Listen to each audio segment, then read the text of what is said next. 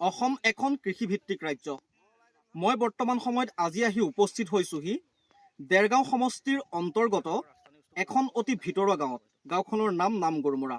এই নামগড়মুৰা অঞ্চলৰ প্ৰায় সংখ্যক লোকেই একোজন কৃষক। তেওঁলোকে প্ৰায় বিঘা বিঘা ধৰি পেলাই খেতি কৰে। কুইণ্টল কুইণ্টল তেওঁলোকে শাক পাচলি বিক্ৰী কৰে যোৰহাট হওক বা গোলাঘাট বজাৰত।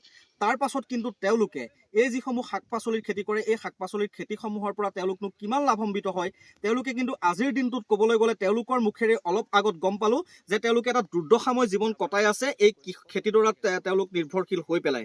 গতিকে তেওঁলোকৰ মুখেৰে পৰাই জানিবলৈ চেষ্টা কৰিম প্ৰকৃততে খেতিডৰা কৰিনো তেওঁলোক কিমান দূৰ লাভান্বিত হৈছে আৰু এই খেতিডৰাৰ পৰা তেওঁলোকে পৰিয়ালটো চলাব পাৰিছেনে, একেটা সময়তে ইয়াত প্ৰকৃততে জলসিঞ্চনৰ ব্যৱস্থা আছেনে, কি ব্যৱস্থা আছে, এইসকল কৃষকেনো কি সুবিধা পাইছে চৰকাৰখনৰ পৰা, এই গোটেই কথাখিনি অকণমান জানিবলৈ চেষ্টা কৰিম। পোনপ্ৰথমে আপোনাৰ ওচৰলৈকে আহিছোঁ। আপোনালোকে বিঘা বিঘা ধৰি পেলাই খেতি কৰিছে, আপোনালোকে বহু বছৰ ধৰি পেলাই ইয়াতে খেতি কৰি আছে। খেতি কৰি পেলাই আপোনালোক প্ৰকৃততে সঁচাকৈ লাভান্বিত হৈছেনে? নাই হয় লাভান্বিত আমি। হয়, আমাৰ লাভান্বিত নাই হয় কেলে আমাৰ খৰচ যাতায়াতৰ পৰা ধৰি গোটেই বহুত খৰচ হয়। হয়, এতিয়া ফুলকবি হ'ল 6 টকা কেজি, বন্ধাকবি হ'ল 10 টকা 12 টকা কেজি। ইয়াৰ পৰা নি পেলাই এপেকেট মালত 20 টকা, গাড়ী ভাড়া 50 টকা, হাত খোৱা এপেকেট মালত 10 টকা। চব ঠেলা ভাড়া 5 টকা মতিয়া, সকলোখিনি দি আমাৰ এতিয়া একোৱে নাথাকে। 100 টকাও পেকেট নাথাকে আমাৰ। একেটা সময়তে সাৰ দৰৱৰটো দাম বহুত বেছি। সাৰ দৰৱৰ দাম বহুত আৰু হয়, দৰৱ হাজিৰাৰ দাম বেছি, সাৰৰ দাম বেছি, দৰৱৰ দাম সমানত সমান বঢ়াইছে। হয়, আমাৰ একেবাৰে কুলাব নোৱাৰা হৈছে, একেবাৰে অৱস্থা আপোনালোকৰ অৱস্থা বেয়া হৈ গৈছে। হয় হয়, তেওঁলোকৰ মুখেৰে শুনিছে তেওঁলোকে কিদৰে এটা তথৈবচ অৱস্থাত দিন কটাব লগা হৈছে। এইখিনি মুহূৰ্ততে আৰু এটা কথা ক'ম, আপুনি অলপ আগতে কৈ আছিলে যে আপোনালোকৰ যোৰহাট বজাৰত আপোনালোকৰ শাক পাচলি বিকাৰ ক্ষেত্ৰত কিছু অসুবিধা আহিছে। বিক্ৰী কৰাটো আমাৰ মানে কি হৈছে, আমি আজি মাল কেইটামান মাল কাটিলেও আমাৰ বিকিবলৈ জটিল হৈছে। কেনেকৈ জটিল হৈছে, আজি জেগাৰ অভাৱ। আজি আমি মাল দিওঁগৈ হোলচেল হিচাপত বা যোৰহাট টাউনত চক বজাৰত নিলেও জেগা নাই। গোদামলা গাড়ীৱালাবিলাকে ক'ব মাল থ'লেও এই ইফালে নে ইফালে নে, এই ইটোৱে ক'ব ইফালে নে ইফালে নে, ইটোৱে ক'ব এই এইখিনি পৰা আঁতৰা আঁতৰা আঁতৰা, এনেকৈ বুলি তিৰস্কাৰ কৰে। এতিয়া আমি ক'ৰ মেথাত লৈ ফুৰিম বাৰু?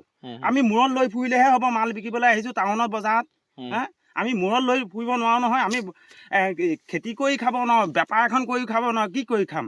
খেতিৰ দাম নাই, বজাৰলৈ আহিলে ক'ব ইফালে নে ইফালে নে, কোনোফালে আপোনালোকৰ উপায় নাই। এতিয়া আমি কি কৰি খাব লাগে চৰকাৰক সুধিছোঁ। আমি যদি এনেকৈ বিক্ৰী বাৰ্তা কৰি খাব পৰা এটা সুবিধা লাগে, আমাক জেগা লাগে। আমি ঠিকে আছে সস্তা দামতে খুৱামগৈ, আমাক এটা জেগা দিব লাগে। আপোনালোকৰ ইয়াত জলসিঞ্চনৰ ব্যৱস্থা আছেনে বাৰু? নাই নাই নাই, ইয়াত কোনো ধৰণৰ জলসিঞ্চনৰ ব্যৱস্থা নাই। নাই নাই, আপোনালোকে পানী নিজে দিব লগা? পানী নিজে দিব লাগে, নৈৰ পৰা দিব লাগে, বহুত দূৰণিৰ পৰা পাইপ দি পেলাই ফিটা পাইপ লগাই দিব লাগে। তাৰপৰা আকৌ নিজে বৰিং বহুৱাই ল'বলগীয়া হৈছে কিনি পেলাই।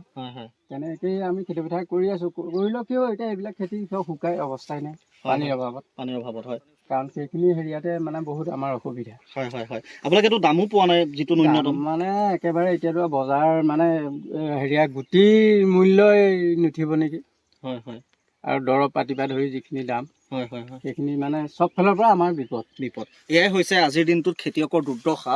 মই আৰু এজন ব্যক্তি আছে, আপুনি কৈছিলে যে আপোনালোকেতো বিঘা বিঘা ধৰি পেলাই খেতি কৰে। বিঘা বিঘা খেতি কৰোঁ, হয় হয় হয়, কিন্তু কৃষকৰ আঁচনিটো পোৱা নাই বুলি কৈছে। প্ৰত্যেকজন খেতিয়ে 18-20 বিঘা খেতি কৰে। হয়, আজিলৈ কৃষকৰ পইচাও নাই।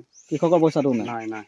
কি ক'ব এই ক্ষেত্ৰত? চৰকাৰক কি ক'ব? দেৰগাঁও সমষ্টিৰ বিধায়কগৰাকীক কি ক'ব? বিধায়কগৰাকীক কওঁ যে কৃষকৰ পইচা আজি 3-4 বাৰকৈ ফৰ্ম পূৰাই দিলোঁ, কিন্তু একো ধৰণৰ ব্যৱস্থা নকৰে।